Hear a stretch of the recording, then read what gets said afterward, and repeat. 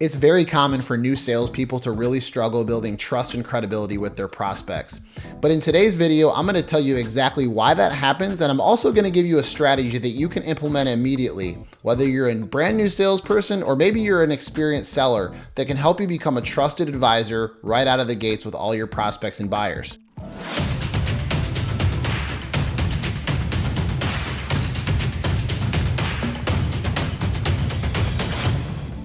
Hi, my name's Eric Fisher, and if you've been watching this channel for any period of time or you're brand new, you know that my entire focus is helping salespeople sell smarter using data-driven insights combined with human behavior so they can sell more and earn more commission.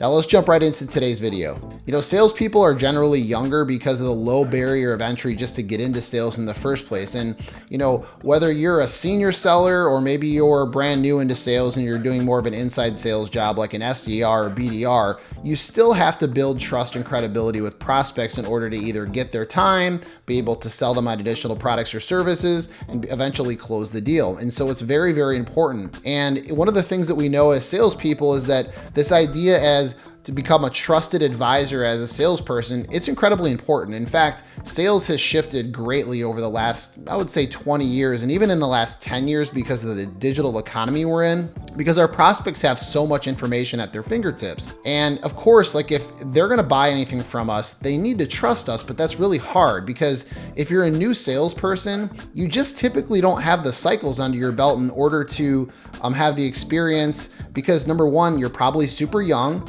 Number two, the person you're selling to very well could have children that are the same age as you. And I see this all the time. And I remember when I was younger, it was something that really kind of scared the crap out of me. And it really hindered my confidence early on in my B2B sales career, for that matter. The only real objection that they have is that they don't trust you guys. Because I was talking to people that were in their 40s, 50s, and in some cases 60s.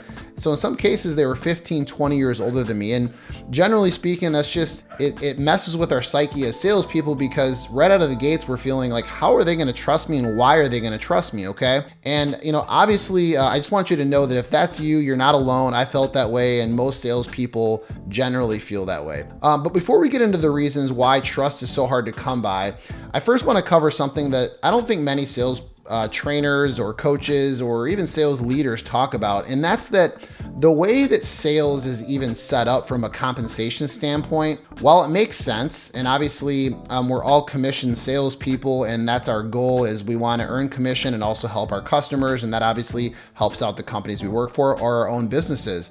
But there is a fundamental problem with that. You see, I think that most salespeople in today's market, because we are in 2021, almost 2022 if you're watching this video, most are told that we need to be consultative in the way that we sell. And I think we all know that. Hey, we can't sell like we were in the 1990s. My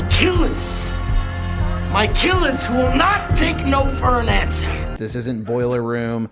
This isn't Wolf of Wall Street. Those high pressure sale tactics don't work. And it's not this, you know, single one call close type of deals, especially in B2B. And while sales cycles may differ a bit in terms of how long they are, I think generally everybody knows that we need to be consultative. But what does consultative really mean? So let's talk a little bit about that.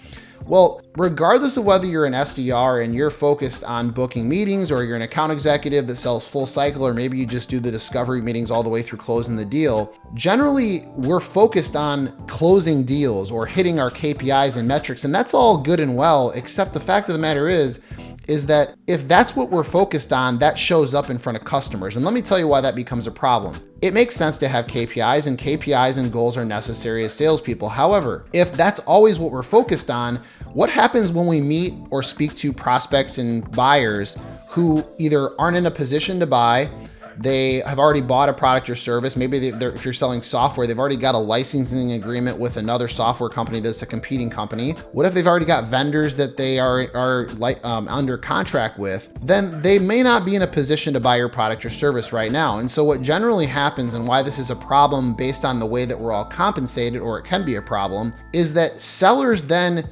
immediately cut bait and don't go any further in the discovery process, whether it's a phone call as an SDR or an AE, all the way through discovery or qualification. If we stop the conversation, we're losing a really big asset in our entire sales process. And that's really what this video is about. And let's talk about that. So buyers don't trust us for a couple different reasons. Number one, If they had a bad experience with a sales rep, maybe they're at your company or just sales reps in general, they might be hesitant and distrustful.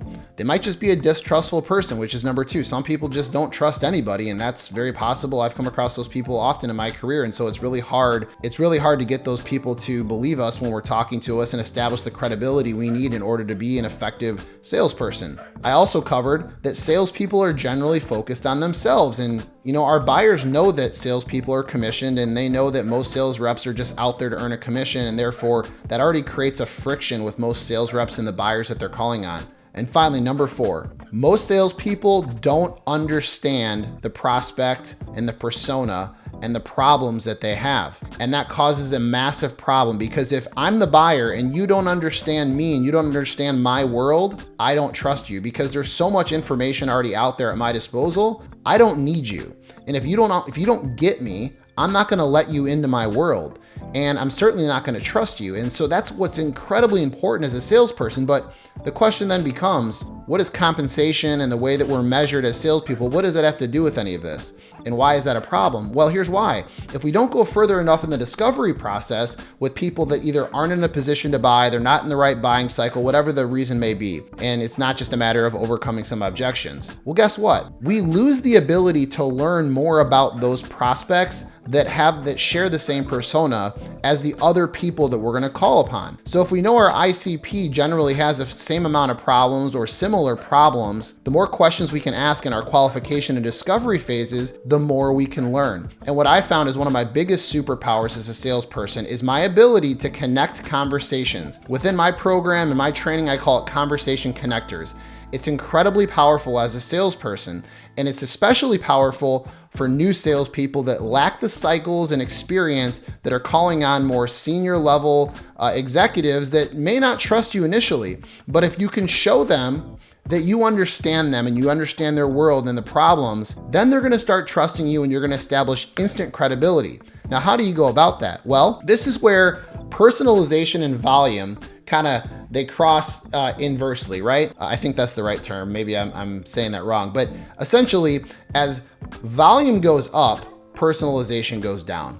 And the reason that's a problem is because for most sales reps, they know they need to be personalized in their outreach and in their discovery process. However, specifically in outreach, when they're making calls and sending emails, the more personalized you are, the longer those things take. And so how do we do this at a faster speed? Well, this is why as a new sales rep, when you hear volume is key, you need to first understand this. You need to stop watching the more senior account executives, senior BDRs, depending on the type of role you're in. But specifically, if you're looking at the most senior level people in the organization, it's the senior account executives, the client executives.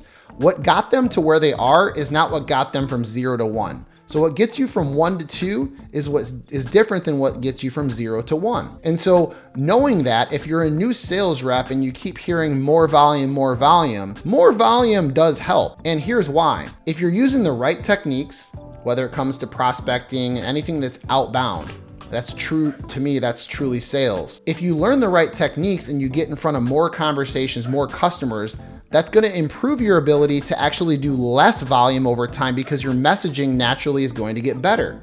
And see, that's often a misconcept is, well, I just need to talk to more people and eventually someone's going to take a meeting with me. But the problem is then what happens when you get in front of that person for the actual meeting? Well, you don't have any information other than what your company force feeds you or that you research yourself, which could be really good. What's even more powerful is when you can leverage what is called conversation connectors, which is storytelling and proper questioning in that qualification or discovery process, or even as early as your prospecting call or your email.